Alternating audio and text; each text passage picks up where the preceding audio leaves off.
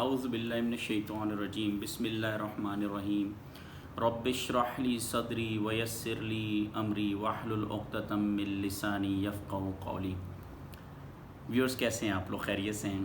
آج انشاءاللہ ہم سورہ بقرہ کی آیت نمبر 35 سے لے کر کے انشاءاللہ اللہ تعالیٰ نے چاہا تو 46 تک ہم اس کو انشاءاللہ ڈسکس کریں گے، 35 سے لے کے 46 تک۔ کل کا جو لیکچر تھا اس میں میں نے آپ کو یہ بتایا تھا کہ اللہ تعالیٰ نے حضرت آدم علیہ السلام کو اپنے ہاتھوں سے خلق کیا، اور پھر اللہ تعالیٰ نے کہا کہ میں زمین میں خلیفہ بنانا چاہ رہا ہوں۔ تو فرشتوں نے کہا یا اللہ یہ تو زمین میں جا کے فساد کرے گا۔ اس کا مطلب یہ ہے کہ فرشتے جانتے تھے کہ یہ جو اللہ تعالیٰ خلق کر رہے ہیں یہ زمین پہ جا کے فساد کرے گا، اور فرشتے اس ایکسٹریم کو جانتے تھے، لیکن وہ دوسرے ایکسٹریم کو نہیں جانتے تھے جو اللہ پاک نے فرمایا کہ فرشتوں جو میں جانتا ہوں نا وہ تم نہیں جانتے۔ اور پھر اللہ تعالیٰ نے ان کو نام بھی سکھائے۔ یہ سارا کام اللہ تعالیٰ نے کس لیے کیا ہے؟ یہ اللہ تعالیٰ نے ہم پہ احسان کیا ہے۔ میرے جتنے بھی اسٹوڈنٹس ہیں، میرے بہن بھائی جو میری اس ویڈیو کو دیکھ رہے ہیں، ایک بات یاد رکھیے گا، اللہ رب العالمین نے ہم انسانوں پر بے تحاشا احسان کیے ہیں۔ یہ آپ قرآن پاک پڑھیں گے نا انشاءاللہ آپ کو پتہ چلے گا، اتنے احسانات کیے ہیں کہ آپ سوچ نہیں سکتے۔ اب آپ دیکھیں نا کہ اللہ تعالیٰ نے جب حضرت آدم علیہ السلام کی تخلیق کی تو فرشتوں نے فوراً کیا کہہ دیا؟ فرشتوں نے فوراً یہ کہہ دیا کہ یا رب العالمین یہ تو فساد مچائے گا دنیا میں جا کے۔ لیکن اللہ تعالیٰ نے فرشتوں کو کہا کہ نہیں، میں جو جانتا ہوں تم نہیں جانتے۔ اور اللہ تعالیٰ نے پھر حضرت آدم علیہ السلام کو چیزوں کے نام سکھائے، پھر عزت دار بنا کے فرشتوں کے سامنے کھڑا کیا۔ پھر اللہ تعالیٰ نے آدم علیہ السلام کو کہا کہ ان چیزوں کے نام بتاؤ۔ حضرت آدم علیہ السلام نے جب نام بتائے تو اللہ تعالیٰ نے پھر فرشتوں کو کہا کہ سجدے میں گر پڑو۔ تو سارے فرشتے جو ہیں وہ سجدے میں گر پڑے، کیونکہ فرشتوں نے دیکھ لیا کہ اللہ تعالیٰ نے اس کو جو خلق کیا ہے، ہم تو یہ سمجھتے تھے فساد مچائے گا، لیکن یہ دنیا میں جا کے اپنے علم کے بل بوتے پر اللہ کی ہدایت کو فالو کرتے ہوئے خلیفہ بنے گا اللہ تعالیٰ کا، اللہ کی زمین پر اللہ کی حکومت قائم کرے گا۔ تو یہ بات ہمیں یاد رکھنی ہے کہ اللہ تعالیٰ نے ہم پہ بڑے احسانات کیے ہیں۔ ابھی ہم آگے بھی چلیں گے انشاءاللہ تو میں آپ کو بتاؤں گا کہ اللہ تعالیٰ نے جناب آدم اور جناب حوا پہ کیا کیا احسانات کیے ہیں۔ یہ انشاءاللہ ہم آگے جا کے آج کے لیکچر میں دیکھیں گے۔ تو اللہ رب العالمین نے پھر فرمایا کہ لیکن پھر جو شیطان تھا اس نے سجدہ نہیں کیا، اور اس نے کیوں نہیں کیا؟ کیونکہ وہ تکبر میں آ گیا۔ تو ہم آگے چلتے ہیں جس میں آیت 35 ہے، جس میں اللہ تعالیٰ فرماتے ہیں بسم اللہ الرحمن الرحیم وَقُلْنَا يَا آدَمُ اسْكُنْ أَنْتَ وَزَوْجُكَ الْجَنَّةَ وَكُلَا مِنْهَا رَغَدًا حَيْثُ شِئْتُمَا وَلَا تَقْرَبَا هَذِهِ الشَّجَرَةَ فَتَكُونَا مِنَ الظَّالِمِينَ۔ اور اللہ تعالیٰ نے کہا آدم تم اور تمہاری بیوی جنت میں رہو، اور اس میں سے جہاں سے جی چاہو جی بھر کے کھاؤ، مگر اس درخت کے پاس مت جانا ورنہ تم ظالموں میں سے ہوگے۔ پھر ہوا یہ کہ شیطان نے ان دونوں کو وہاں سے آخرکار ڈگمگایا، اور جس عیش میں تھے اس سے ان کو نکال کر رہا۔ فَأَزَلَّهُمَا الشَّيْطَانُ عَنْهَا فَأَخْرَجَهُمَا مِمَّا كَانَا فِيهِ وَقُلْنَا اهْبِطُوا بَعْضُكُمْ لِبَعْضٍ عَدُوٌّ وَلَكُمْ فِي الْأَرْضِ مُسْتَقَرٌّ وَمَتَاعٌ إِلَىٰ حِينٍ۔ اور پھر ہوا یہ کہ شیطان نے ان دونوں کو ڈگمگایا اور جس عیش میں تھے وہاں سے انہیں نکالا، اور ہم نے آدم کو اور ان کی بیوی کو اور ابلیس سے کہا اب تم سب یہاں سے اتر جاؤ، تم ایک دوسرے کے دشمن ہوگے اور تمہارے لیے ایک مدت تک زمین میں ٹھہرنا ہے، اور کسی قدر فائدہ اٹھانا طے کیا گیا ہے۔ اب یہاں پہ یہ دیکھیے کہ اللہ رب العالمین نے حضرت آدم کو اور جناب حوا کو کہا کہ آپ جنت میں رہو اور جہاں سے دل کرے کھاؤ، لیکن ایک درخت سے منع کیا۔ اب اللہ تعالیٰ نے اس ایک درخت سے کیوں منع کیا اور وہ درخت کس چیز کا تھا، اس پہ کئی علماء جو ہیں وہ ڈیفرنٹ نالج لا کے شیئر کرتے ہیں۔ اچھا میرا ماننا یہ ہے کہ جہاں پہ یہ جو قرآن ہے نا، ایک بات یاد رکھیے گا، یہ بڑی خوبصورت چیز ہے، اس پہ جو چیز ڈسکس نہیں ہوئی اس کی ڈیٹیل میں جانے کی ضرورت نہیں ہے۔ کیوں نہیں ڈسکس ہوئی یہ اللہ بہتر جانتے ہیں کہ بھائی وہ درخت کس چیز کا تھا، اللہ تعالیٰ نے کیوں اس درخت کو منع کیا۔ اگر آپ اس کی ڈیٹیل میں جائیں گے نا تو آپ کو جو اللہ تعالیٰ میسیج ڈیلیور کرنا چاہ رہے ہیں اس میسیج سے آپ تھوڑا سا ڈیویٹ ہو جائیں گے۔ اور یہاں پہ میں ایک بات شیئر کرنا چاہتا ہوں کہ اکثر لوگ جو ہیں وہ دوسری کتابوں کا سہارا لیتے ہیں یا وہ تھوڑی سی بائبل کی روایات بیچ میں لے لیتے ہیں اور وہ بات کو سمجھانے کے لیے قرآن پاک کی تفسیر کرنے کے لیے مختلف کتابوں کا سہارا لیتے ہیں جو کہ نان اسلامک ہوتی ہیں، اور صرف آڈینس کو سمجھانے کے لیے، بعد میں انٹرسٹ پیدا کرنے کے لیے، کریوسٹی کریٹ کرنے کے لیے کہ جی وہ درخت اس چیز کا تھا اور اللہ تعالیٰ نے اس لیے منع کیا تھا کیونکہ اس درخت میں اس طرح کی پراپرٹی تھی، اس طرح کی چیزیں میں یہ سمجھتا ہوں کہ شیئر نہیں کرنا چاہیے۔ جس طرح سے اللہ تعالیٰ جس سیکوینس سے چل رہے ہیں چلتے رہیے، جو چیز اللہ نے ایکسپلین کی ہے بتا دیجئے، جو چیز اللہ تعالیٰ نے مشتبہ رکھی ہے، مخفی رکھی ہے، اس کو چھیڑنے کی ضرورت نہیں ہے، کیونکہ جو ہدایت آپ کو ملنا ضروری ہے اس سے آپ ڈیویٹ ہو جائیں گے۔ تو بس یہ ذہن میں رکھیے کہ اللہ تعالیٰ نے ایک درخت تھا جس سے منع کیا کہ آدم اور حوا آپ نے وہاں پہ نہیں جانا، کیونکہ ہمارا اس کتاب پہ ایمان ہے، یہ کتاب سائنٹیفکلی پروو ہو چکی ہے، اللہ کا کلام ہے، اللہ نے 1,24,000 پیغمبر بھیج دیے، اس کی ایک ایک آیت سچی ہے، تو اس کو مزید اس میں شک و شبہات میں جانے کی ضرورت نہیں ہے۔ اور پھر شیطان نے کس طرح سے ڈگمگایا، شیطان کو اللہ تعالیٰ نے کیا جنت میں جانے کی اجازت دی تھی یا نہیں دی تھی، یہ ہمارا کویسچن نہیں ہے، ہم نے صرف جو مین جو امپورٹنٹ لیسن ہے نا وہ ہم نے لینا ہے۔ تو دیکھیے شیطان نے جب ڈگمگا دیا تو وہ جس عیش میں تھے ان سے وہاں سے ان کو نکال دیا، تو اللہ تعالیٰ نے فرمایا کہ اب تم لوگ ایک دوسرے کے دشمن ہو۔ اب یہاں سے جو لیسن ہم نے لینا ہے وہ ضروری ہے۔ دیکھیں شیطان کیوں پیچھے پڑ گیا تھا آدم علیہ السلام کے اور اماں حوا کے، اس سے جو ہمیں لیسن لینا ہے نا وہ یہ لیسن لینا ہے کہ شیطان اس لیے پیچھے پڑ گیا تھا، نمبر ایک تو شیطان ایروگنس میں آ گیا تھا، تکبر میں آ گیا تھا، شیطان نے سجدہ نہیں کیا حضرت آدم علیہ السلام کو۔ اللہ نے پوچھا کہ بھئی تو نے کیوں نہیں سجدہ کیا؟ تو سورہ صاد میں اللہ نے ذکر کیا ہوا ہے کہ شیطان نے صاف صاف کہہ دیا تھا کہ میں اس سے بہتر ہوں، آپ نے مجھے آگ سے پیدا کیا، اسے مٹی سے پیدا کیا، میں اسے سجدہ کیوں کروں؟ تو اللہ رب العالمین نے فرمایا کہ تو کیوں نہیں سجدہ کر رہا اس ذات کے آگے جس کو میں نے اپنے ہاتھوں سے بنایا۔ دیکھیں شیطان نے یہ نہیں دیکھا کہ آدم علیہ السلام کو اللہ نے اپنے ہاتھوں سے بنایا، اللہ تعالیٰ نے خود خلق کیا، اللہ تعالیٰ خود خلیفہ بنانا چاہ رہے ہیں۔ شیطان نے یہ تمام چیزیں نہیں دیکھی، شیطان نے بس یہ دیکھا جی میں اس سے بہتر ہوں۔ جیسے آپ دیکھیں نا ہم لوگ اکثر ریسزم کی اگر ہم بات کریں کہ جو لوگ رنگ میں تھوڑے سے گورے ہوتے ہیں وہ اپنے آپ کو بہتر سمجھتے ہیں، یا جن لوگوں کو اللہ تعالیٰ نے فائنینشلی اسٹرانگ کیا ہوتا ہے وہ غریبوں کو حقارت کی نظر سے دیتے ہیں کہ جی ہم ان سے بہتر ہیں۔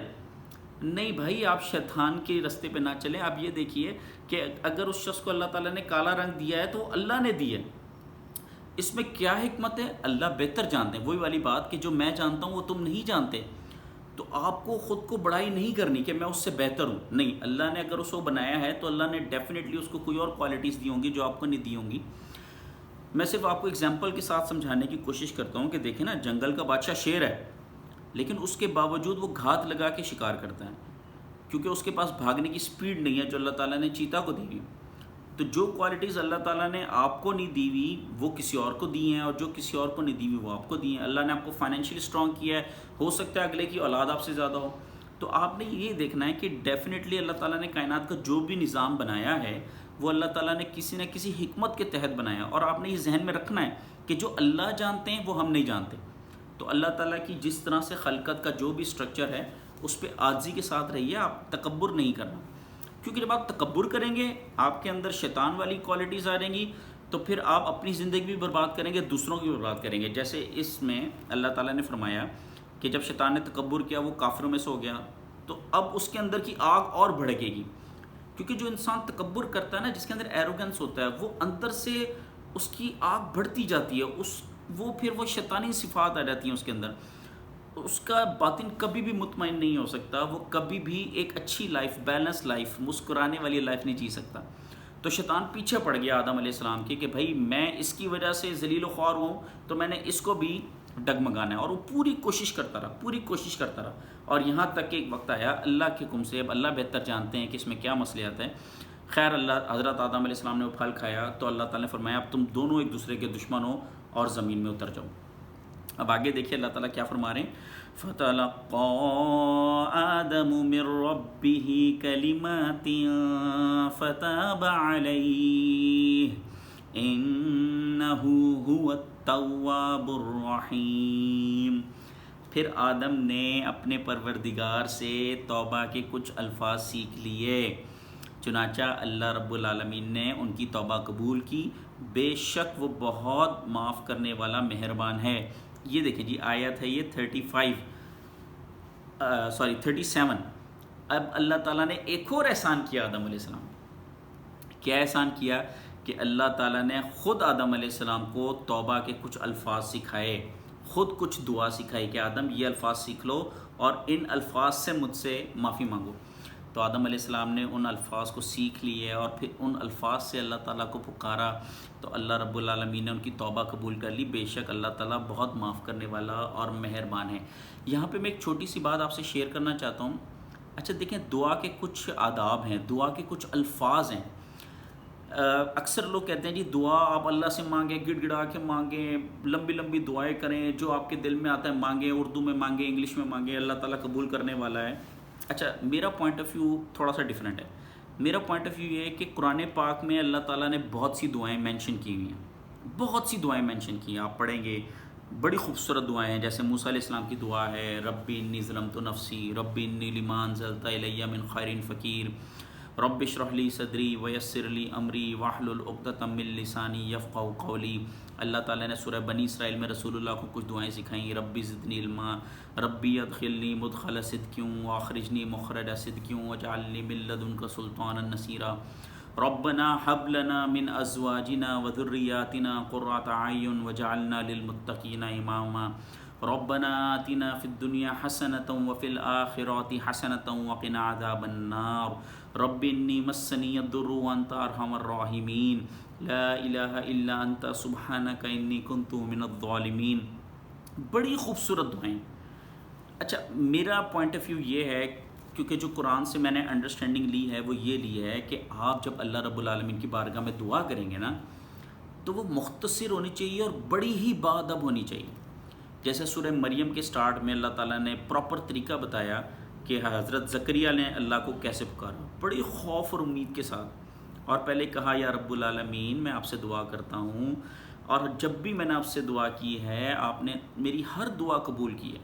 پروردگار مجھے ایک بہترین وارث دے، کیونکہ مجھے اپنے بعد اپنے بھائیوں کا ڈر ہے، کیونکہ بوڑھے ہو گئے تھے. تو انہوں نے کہا یا اللہ مجھے ایک ایسا وارث دے کہ جو آل یعقوب کا وارث ہو، یعنی کہ یعقوب علیہ السلام کی میراث پائے. مجھے ایسا بیٹا دے کہ جو تجھے پسندیدہ ہو. تو میں اپنے اسٹوڈنٹ سے یا اپنے ویور سے ریکویسٹ کرنا چاہتا ہوں کہ آپ نے جب بھی دعا مانگنی ہے تو آپ نے سب سے پہلے یہ کہنا ہے کہ اللہ پاک آپ کا لاکھ لاکھ شکر ہے، آپ نے ہم پہ بے تحاشا اتنے احسانات کیے ہم گننے نہیں سکتے.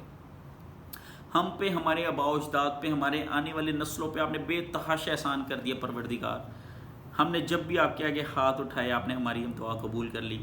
پروردگار اب ایک یہ سچویشن ہے اس میں مجھے یہ نظر آ رہا ہے، پروردگار مجھے لگ رہا ہے کہ اگر آپ میری اس دعا کو قبول فرما لیں تو وہ معاملہ بہتر ہو جائے گا.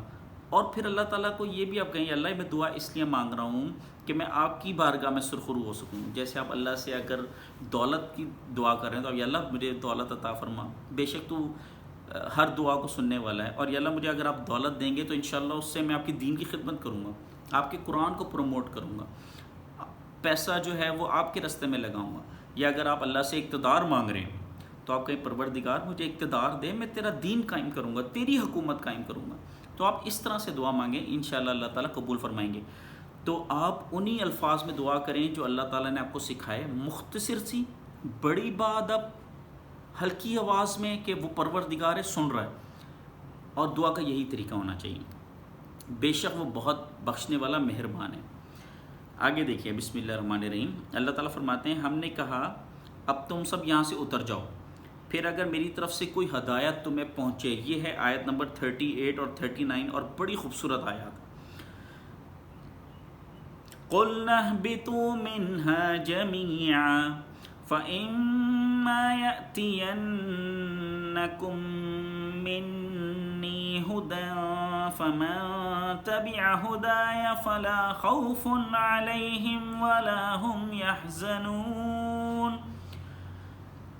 ہم نے کہا تم سب یہاں سے اتر جاؤ، پھر اگر میری طرف سے تمہیں کوئی ہدایت پہنچے، پھر اگر میری طرف سے تمہیں کوئی ہدایت پہنچے، پھر اگر میری طرف سے تمہیں کوئی ہدایت پہنچے تو جو لوگ میری ہدایت کی پیروی کریں گے ان کو نہ کوئی خوف ہوگا اور نہ وہ کسی غم میں مبتلا ہوں گے. آپ لوگوں نے دیکھا ہوگا جو لوگ قرآن پاک سے جڑ جاتے ہیں، جو لوگ قرآن پاک کے راستے پہ چل رہے ہوتے ہیں، بڑی سی بڑی مصیبت آ جائے صبر کرتے ہیں، کبھی آپ نے ان کو اوور ریئیکٹ کرتے ہوئے نہیں دیکھے. ہر معاملے میں شکر گزاری، ہر معاملے میں اپنے رب کو یاد رکھیں گے، بڑی سی بڑی سیویئر سچویشن پہ صبر کریں گے. کوئی خوشی کی بات ہوگی فوراً سجدہ شکر بجا لیں گے، فوراً سجدے میں گریں گے، اللہ کو شکر ادا کریں گے. کوئی پرابلم ہو جائے گا کہیں گے انا للہ و انا الیہ راجعون. لیکن وہ کوئی بھی خوف اپنے دل میں نہیں لگائیں گے. جیسے کہتے ہیں دل کا روگ لگا لینا، یہ بھی ایک بڑی بیماری ہے. اور اگر آپ کے پاس قرآن پاک کی انرجی نہیں ہے، اگر آپ اس کتاب سے جڑے ہوئے نہیں ہیں، تو سر کئی غم ایسے ہوتے ہیں جو دل کا روگ بن جاتے ہیں اور وہ آپ کی زندگی کو مشکل میں ڈال دیتے ہیں. آپ اس کتاب سے جڑ جائیے، یہ کتاب آپ کو ایسی انرجی دے گا کہ جو آپ کو انشاءاللہ دنیاوی غم سے بے خوف کر دے گا. جیسے اللہ تعالیٰ نے فرمایا ہے کہ جو میری ہدایت پہ چلے گا اس کا دل میں اتنا مضبوط کر دوں گا کہ اسے کوئی خوف نہیں ہوگا اور انشاءاللہ کوئی غم نہیں ہوگا. والذین کفروا وکذبوا بآیاتنا اولئک اصحاب النار ہم فیہا خالدون. اور جو لوگ کفر کا ارتکاب کریں گے اور ہماری آیتوں کو جھٹلائیں گے وہ دوزخ والے لوگ ہیں، جہاں وہ ہمیشہ رہیں گے، جہاں وہ ہمیشہ رہیں گے، جہاں وہ ہمیشہ رہیں گے. اب یہاں پہ ایک بات یاد رکھیے گا، آج کل کی جو ہماری ہم لوگوں کے اکثر جو مسلمان ہیں، ہم لوگوں کا یہ کانسیپٹ بنا ہوا ہے کہ ہم اللہ کی آیات کو تو نہیں جھٹلاتے نا، ہم تو اس قرآن پر ایمان لاتے ہیں. اگر آپ اس قرآن پر ایمان لاتے ہیں تو پھر اس کا حق ادا کیوں نہیں کرتے؟ اگر ہم لوگ اس قرآن پر ایمان لاتے ہیں تو ہم اس کا حق کیوں نہیں ادا کرتے؟ دیکھیں، آپ اپنے والدین کو کہیں کہ جی آپ ہمارے والدین ہیں، ہم آپ کی رسپیکٹ کرتے ہیں. اگر آپ یہ کلیم کرتے ہیں تو پھر اس کا حق بھی ادا کریں نا. اس کا حق یہ ہے کہ ان کے آگے اف تک نہ کریں، بڑے احسان کے ساتھ ان کے ساتھ معاملہ کریں، ان کو ٹائم دیں. اب ایک شخص کہ جی میں اپنے والدین کی بڑی رسپیکٹ کرتا ہوں، لیکن والدین کی ذرا سی بات پہ وہ اوور ریئیکٹ کر جائیں، ان کے آگے زبان چلائے، اونچی آواز میں بات کریں، تو آپ کہیں گے کہ بھائی یہ تمہارے قول و فعل میں کیا ہے، تضاد ہے.